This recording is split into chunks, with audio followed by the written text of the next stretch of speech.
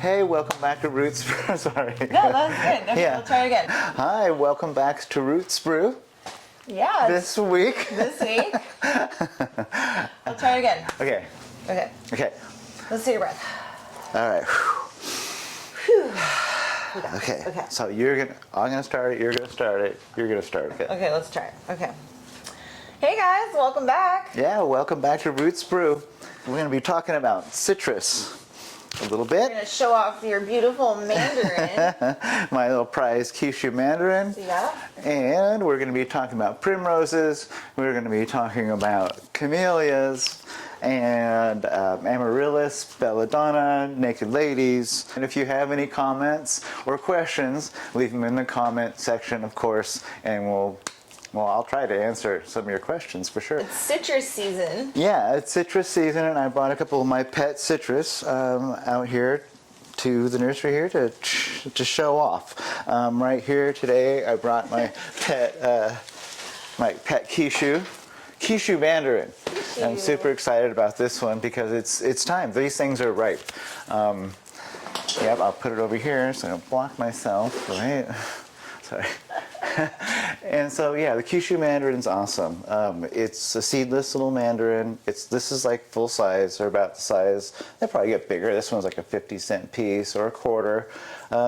They are one of these kind that just like they're seedless. And I'm going to show you guys. I'm going to look closer to show you all because you're here, and it's going to take a second, but I'm going to put it right here, and the camera is going to focus in on it. You see that? This is a nice little, peels. I can smell it And from here. It smells so good. Good. And the segments, they pop right apart. So it's like a mini little satsuma, but has 0 seeds, and it's delicious. And yeah, here. You gonna try it? Yeah. Okay. Try some. There you go. Yum. Oh, fresh. Let's look at this. It's a little tangy. A little taste.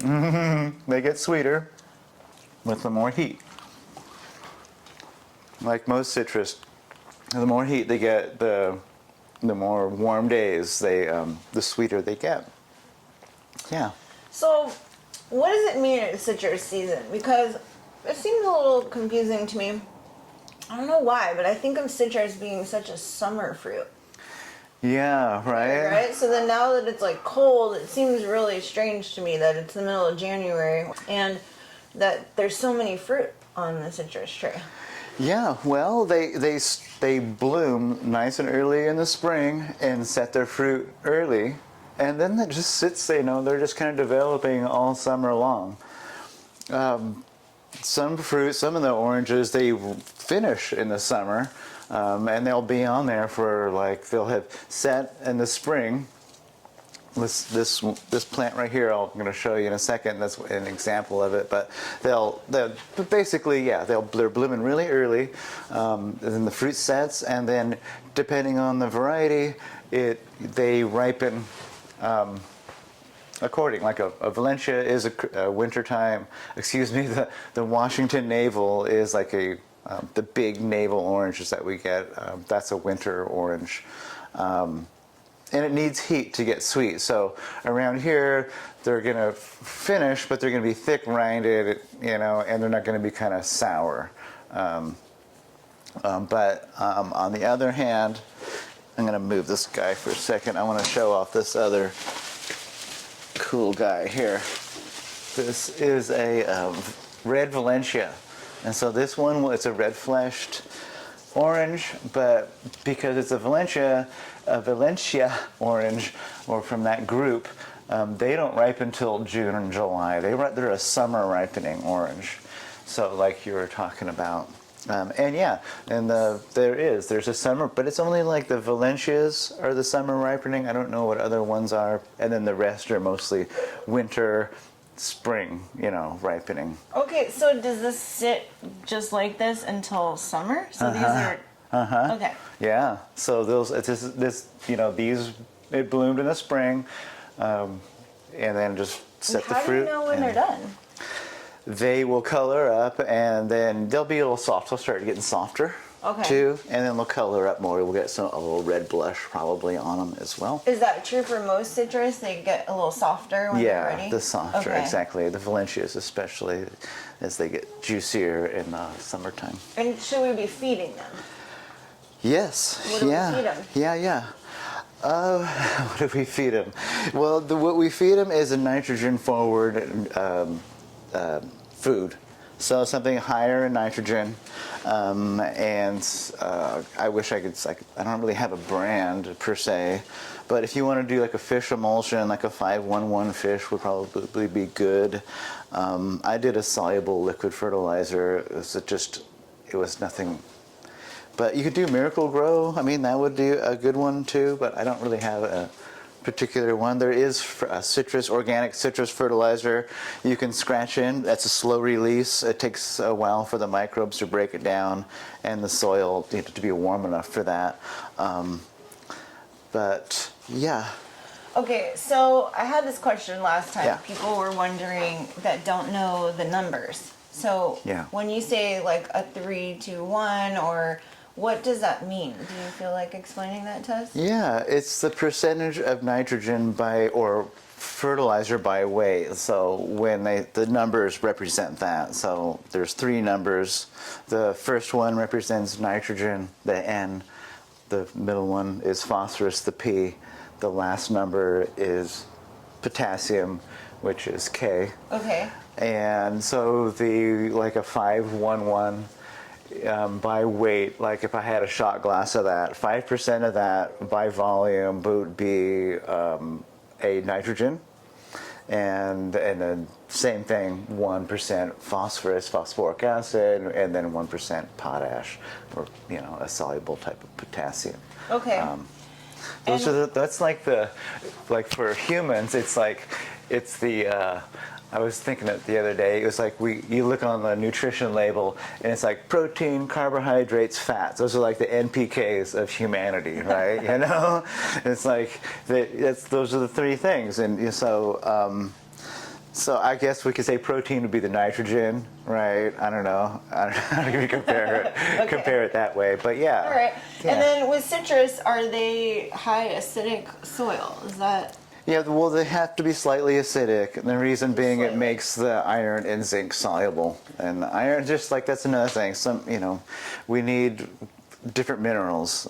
These guys are always in need of zinc and iron, or they consume it more than others, or they show deficiencies readily. And when the leaves are kind of yellowing, that's when we know that maybe totally yellows. It makes little yellow blotches in between. It'll overall have a pale color. Okay. This has a nice, healthy color. This And has got when we great see color. the yellow, that's when we know that it's deficient in something, and it could be zinc. If we feed it that nitrogen-rich, you can go deep on it. I can go really deep on it, but I just don't. I don't really want, because there's acid-forming fertilizers, and then there's like alkaline forming fertilizers. So we want to generally feed these an acid forming fertilizer. And so really quick, the acid forming fertilizers are fertilizers that contain ammonium or urea, or those the 2 main ones that are going to be an acid forming. It's the nitrogen component does the pHing with the fertilizer. So when we feed him this guy, we want it to be ammonium, a little bit of nitrate, or a urea, ammonium nitrate, low in the nitrate. So it was just like, I know it's not really, but Okay, but just to keep it simple, if we put in a soil that's just a little bit high acidic, then the soil should be okay, and then we're feeding them just a basic citrus food. And what was the number that we're looking for? It's like a 311 or a 511. Okay. Which could be like a 30-10-10. We could break it down, that's what if you were to get a more concentrated fertilizer. And it's just another important thing is good drainage. They have to have good drainage. If they sit and they get wet feet, they just hate it. Okay. And they That's why this guy's doing so well, because he's in a small pot, and I could never overwater this because it's just too small of a pot, and he's used a lot of his soil. He's ready for a 10-gallon pot. These two are these are 5-gallon pots, and definitely could use a 10. You told me this, and I love this, is that you want to make sure that the citrus is not going to break the branch. Yeah. It's really important that you have these citrus a little farther in, right? And you kind of check to make sure that that branch can hold it up. Otherwise, it'll just, as it grows, it breaks the branch. Yes, So when you're trimming, when they first start to fruit, you want to take off some of the citrus. Yes, the first 3 years branch minimum would be fantastic to thin the fruit, because they'll set clusters at the end and it'll start doing weird things. Okay. Yeah, this little branch, it's holding these two really well. This little half-inch, but it just takes a minute for them to get that. They're designed to, hold that. They're hard. It's a hard wood it's brittle. Like this guy. Look at these two over here. They're hanging in there. He's got this one little branch. They're doing it. Okay. That's definitely that's not going to break. Last question. Yeah. Do we need to protect it from the cold? If we get a super duper event, yeah. Like into the, a week in the 20s or something like that, which would be horrible and long probably cold. periods. Yeah, it's the long periods. freezing. But yeah, if there's frost warning, and by midnight it's freezing temperatures, and then by daybreak it's 25 or something like that. And then it stays cold during, and it does that a few nights. I'd probably want to start bringing that in. You'll start getting little black spots on the leaves, frost little spots, and it'll definitely make it look unsightly, and it's not going to like it, and it could mess with the fruit too. Start making brown spots on the fruit. I definitely put a little agricultural cloth, that little agribond type fabric would be good. Okay. Or if you're in a container, bring it close to the house. Or if you really want to protect it, you could bring it into the garage, and just to protect it for those. Around here, it just doesn't happen. It just happens for a short period of time. But there are events.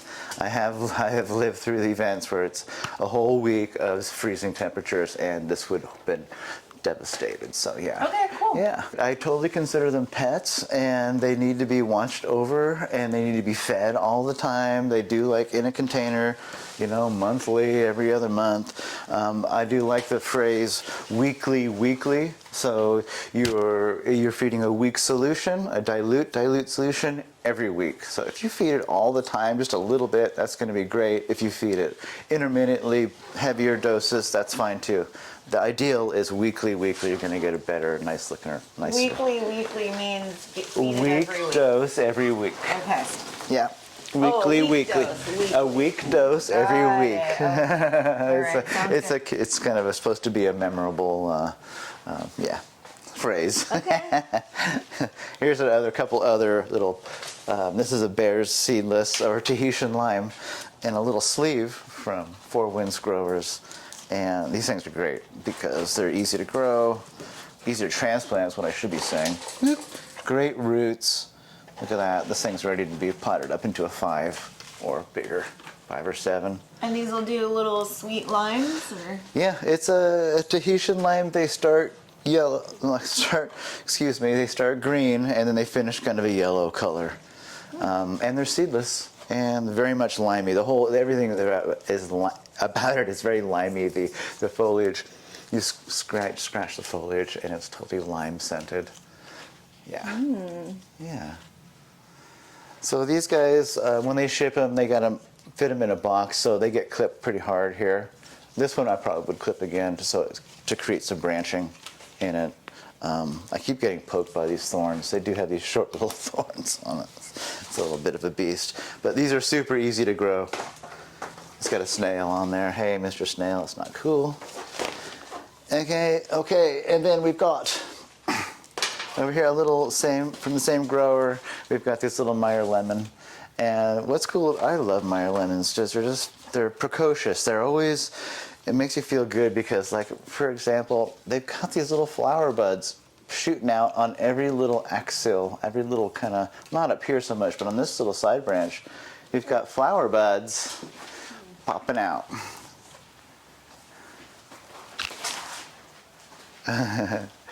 6 seconds.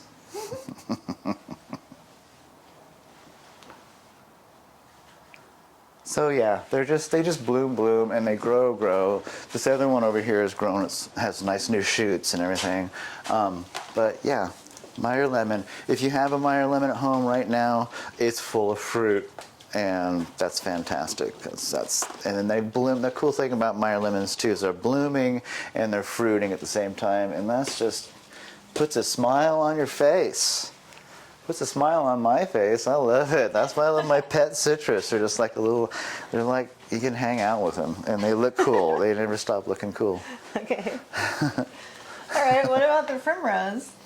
Yay, yeah. Look how cute these are. I know. It's primroses are starting to do their thing. I was down visiting my daughter in Napa, and I saw this really nice little planting of primroses down there, and they were all shiny, and it's a little bit warmer down there. But these are doing their thing. These have been exposed to the weather. This one's, that one, yeah. This one's a cutie. I love that double ruffle flower on that one, though. That's a little, it's popping back from last year, so it's a little toughy. That's why she looks a little rough, but she's pretty. And so with these, is it a good time to put them in the ground?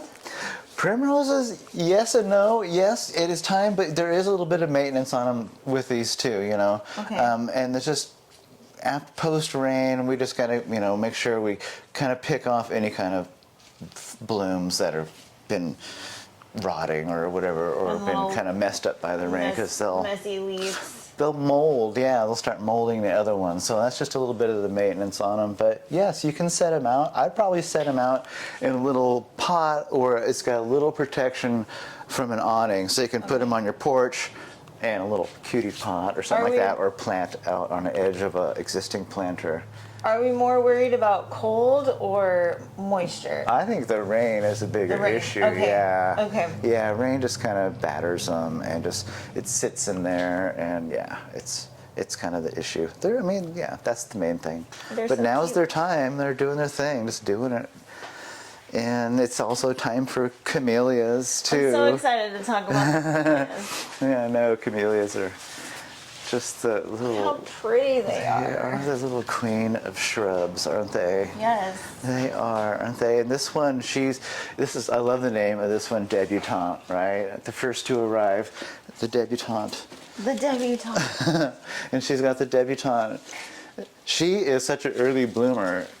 Your neighbor has one of these, and that thing is huge. That thing's like, 8 feet tall by 8 feet wide, and with these beautiful pink flowers on her, and yeah, it's just ruffly, and just like, you just want to squeeze them. The only thing about camellias, there's just no fragrance. You just totally want to put your nose in there, and it's okay to do that, but you're going to be like, nothing.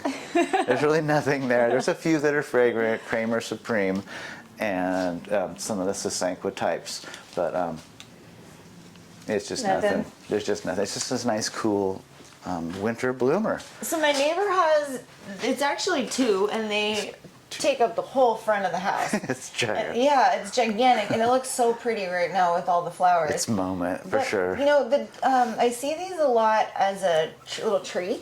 Yes. And I just think that's so cute. Trained as a tree. As a tree. And I have one with a little bit of a more fuchsia kind of color. Mm-hmm.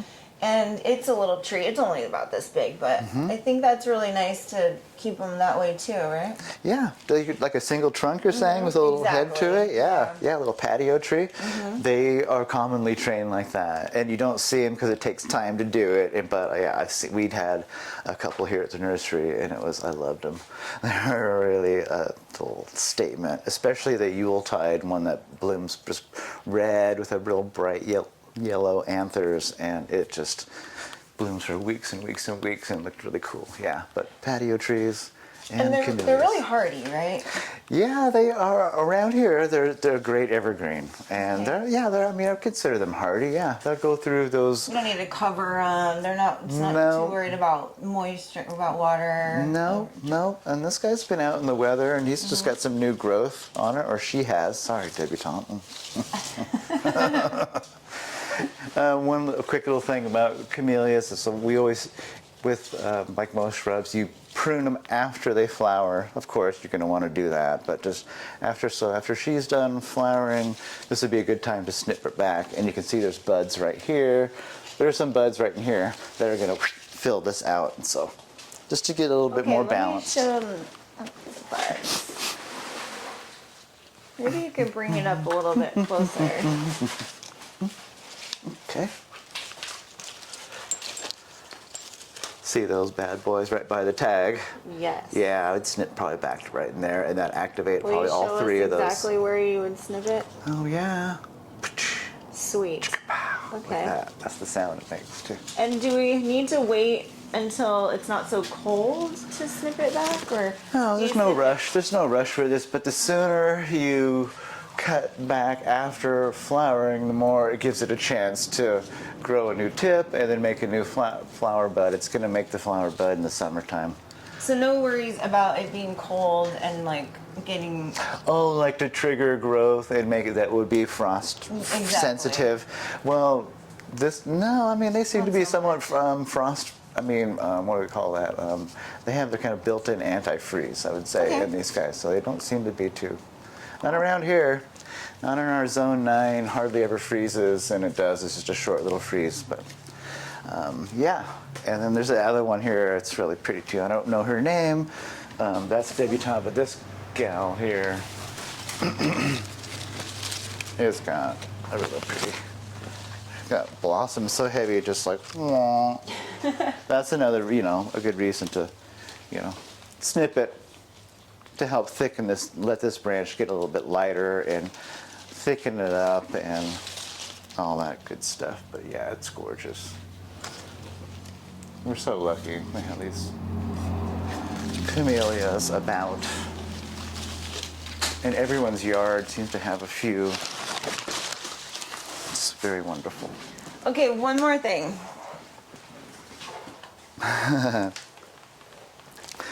Okay. Okay. This is a little nursery project. I saw these offered, and they were white naked ladies, or Amaryllis Belladonna Alba. White Amaryllis Belladonna with a little bit of yellow in the throat, and I got a whole bunch of these, but right now I'm so excited. They had a good summer baking last year, absolutely deprived them of, just left them out in the sun, and they cooked like 100-something degrees, and then the rains came, splashed on them, and I just love that freshness. Look at that. They're just coming back so good. They're going to build up, and then they're going to go to sleep when it gets hot and dry again, and then as they get bigger, they're going to flower in that late summer, in middle of the summer. So they grow in the winter, they go dry when it starts getting dry, and then a little bit later they'll pop up their flower. And you said these are white, and they're normally pink. Yeah. Yeah, everyone's unusual seen the to have a pink white. naked ladies around here in Zone 9 here in California. Everyone's got them in their yard, in their front yard. Usually a couple, not everyone, but right. Yeah. And you usually don't see them for sale. People usually just share them because they're so prolific. You can dig up these big clusters of bulbs. I mean, they're massive, and it takes quite a bit to pop them out too because they just kind of and get congested. And when they get too congested, they don't flower as well, but so splitting them up is good. So anyway, I'm just excited because they're so fresh. I just love that freshness that's one of the cool things about the Amaryllis, the naked ladies, is that And for winter these, show. they could just go right into the ground right now. Yeah, let's take a look at the roots just for fun. Yeah. Oh, wow. See? They've actually last year's roots have been consumed, really, it seems. I don't really see any of last year's roots. They're just that's last year's, so they've already digested last year's roots. And yeah, That's cool. Let's look at this one too. Oh, Bailey, there we go. That's more like it. Some fatties. And those are created, those big roots are designed to go deep. And so they could, it's a South African plant, Mediterranean climate like us. Super dry in the summer and rainy winters. So, yep. I made a nice mess. But yeah. Oh. Yeah, here, let's have another orange. Okay. Pick one of yourself. They're so yummy. My dirty fingers, I'll be fine. Well, if you made it this far in the video, thank you so much for watching with us. And please, if you can, like and subscribe. Yes. And we're really having fun with this. So let us know what you are liking about it or what questions you have in the comments. Yeah. Leave any questions in the comment section. And like I said, I'll be glad to do my best to answer them. And yeah, anything you want to see next week or, yeah. Yeah, exactly. If you have anything that you would like us to plant or talk about, we'd love to hear from you. Mm-hmm. Yum, which are good, huh? This one's a little sweeter. Yeah. Well, thanks so much for watching, you thanks. guys. We'll see you next week. Yep. Keep it slow and low. Yep, slow and low.